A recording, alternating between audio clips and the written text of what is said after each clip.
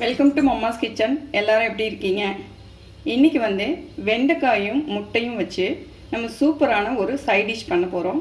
இந்த side dish எல்லா விதமான சாப்பாட்டுக்கும் சாப்பிட்றதுக்கு ரொம்ப நல்லாயிருக்கும். இந்த டிஷ்ஷை செய்கிறது ரொம்ப ரொம்ப ரொம்ப சுலபம், அதே நேரத்தில் ரொம்ப ரொம்ப டேஸ்ட்டாக இருக்கும்.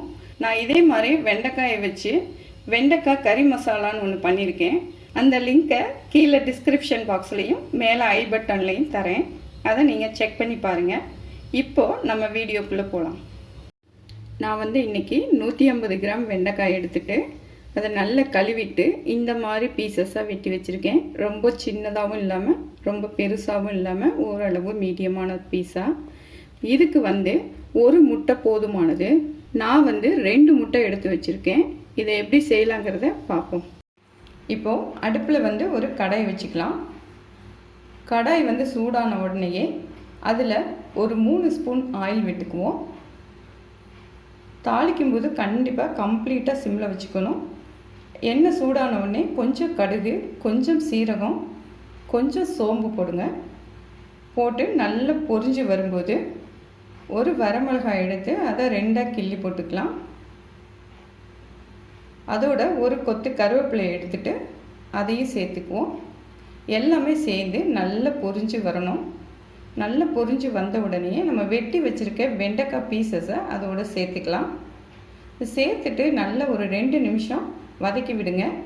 மூடி போட்டு வதக்கக்கூடாது, ஓப்பன்லேயே வச்சு வதக்குங்க. அந்த பிசுபிசுப்பு தன்மை போகிற வரைக்கும் வதங்கணும். இப்போ அந்த பிசுபிசுப்பு தன்மை போகிறதுக்கு கொஞ்சமாக லெமன் ஜூஸை விட்டீங்க அப்படின்னா நல்லா அந்த பிசுபிசுப்பு தன்மை உடனே போயிடும். ஒரு நிமிஷத்தில் பாருங்கள் எந்த அளவுக்கு அந்த பிசுபிசுப்பு தன்மை போயிடுச்சு. இப்போ நல்லா வதக்கி விட்டுட்டு இப்போ இதுக்கு தேவையான அளவுக்கு நம்ம உப்பை சேர்த்துக்கலாம். உப்பை சேர்த்துட்டு நல்ல ஒரு நிமிஷம் வதக்கி விடுவோம். வதங்கிடுச்சு. இப்போ இதுக்கு தேவையான பெப்பர் தூளை சேர்த்துக்கலாம். பெப்பர் தூளை சேர்த்துட்டு நல்லா கிண்டி விடுங்க. இப்போ இது ஒரு 3/4 பதம் அளவுக்கு வேகணும்.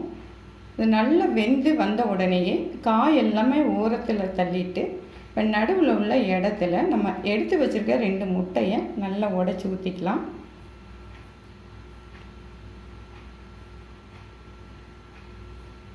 முட்டையை உடச்சி ஊற்றியாச்சு. இப்போ கம்ப்ளீட்டாக அடுப்பை சிம்மில் வச்சுக்குவோம். ஒரு நிமிஷம் அப்படியே அந்த முட்டையும் இருக்கட்டும். இப்போ ஒரு நிமிஷம் ஆயிடுச்சு. இந்த முட்டையும் வெண்டைக்காவையும் நல்லா கிண்டி விட்டுக்குவோம்.